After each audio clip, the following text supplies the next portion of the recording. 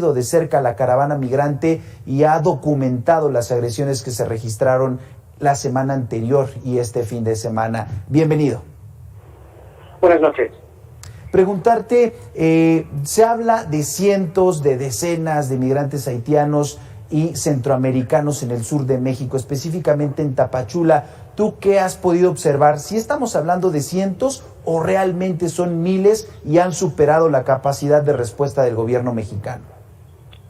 No, desde luego hay miles de personas atrapadas en Tapachula por una decisión política. Es decir, el gobierno mexicano ha decidido que Tapachula es la frontera, Tapachula es la cárcel de la que los migrantes no pueden salir.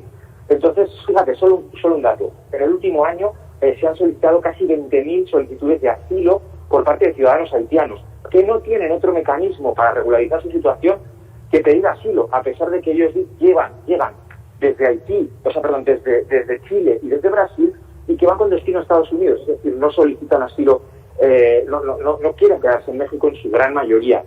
Entonces sí, Tapachula ahora mismo es una olla a presión motivada por la decisión del gobierno de López Obrador de impedir el tránsito de los migrantes tras sus acuerdos con Estados Unidos. ¿Qué hay detrás de estas historias que observamos, de las imágenes de agresiones, de mujeres gritando porque no saben dónde quedaron sus hijos? ¿Qué hay detrás de estas imágenes? ¿Cuáles son las historias que has podido documentar? Y obviamente cuando hablamos de miles, entonces estamos hablando de una crisis de hacinamiento, de personas que están en las calles, que están en las áreas libres, en definitiva, que están sufriendo y están padeciendo este fenómeno migratorio. Claro, por una parte, si hablamos del tema de las violaciones a derechos humanos, durante estos días hemos podido ver a funcionarios del Instituto Nacional de Migración y de la Guardia Nacional de cacería de migrantes. Es decir, no se le puede llamar de otra manera.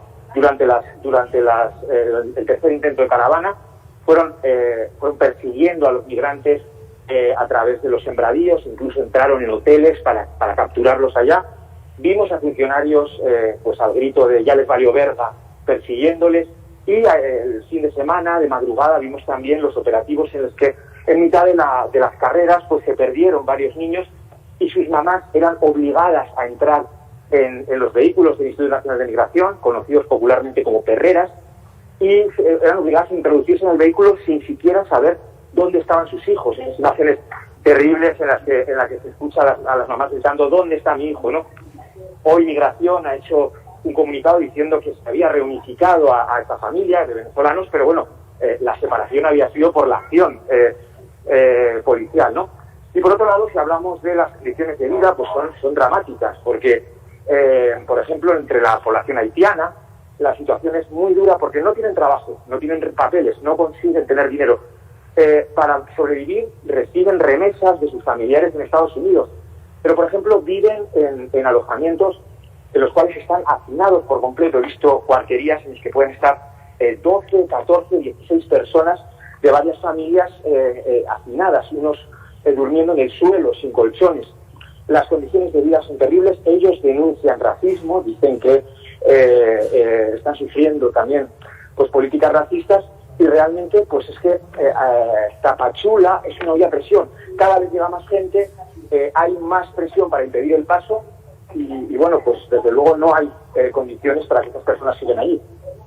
Alberto, como bien destacas, hoy el gobierno de México afirma que unificó, que reunió a esta familia, pero podemos hablar de que hay otros casos en este momento de separación de familias, de infantes que estén bajo la custodia incluso del Instituto Nacional de Migración, que no debería ser así, o ante los sistemas DIF, ya sea local, estatal o federal. En este momento, de acuerdo con la información que tú tienes y las coberturas que realizas, ¿todavía hay familias separadas?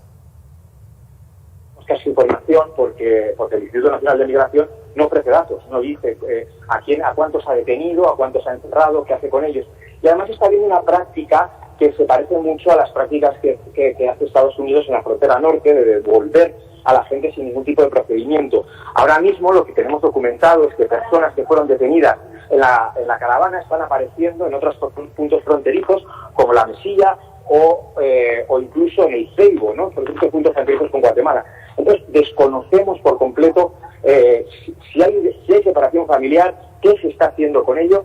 Lo único que sabemos son los casos que Migración nos está presentando para vender su parte, digamos, su parte de la historia, ¿no?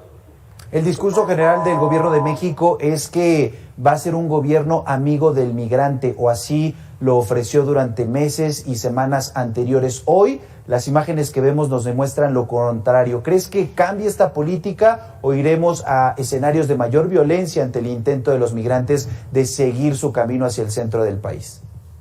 Bueno, existen unos acuerdos estratégicos con Estados Unidos y pues el mayor peso de la Secretaría de Relaciones Exteriores en el control migratorio y el progresivo alejamiento de personas que sabían, que conocían el asunto migratorio. Recuerdo, por ejemplo, la dimisión del antiguo comisionado, Tonatiuh Guillén, pues nos lleva a pensar que la decisión estratégica es convertirse en el muro. Es decir, Estados Unidos, sobre todo la administración de Donald Trump, hizo un movimiento muy eficaz, que fue mover su frontera al sur de México. Es decir, ahí es donde inicia el control migratorio.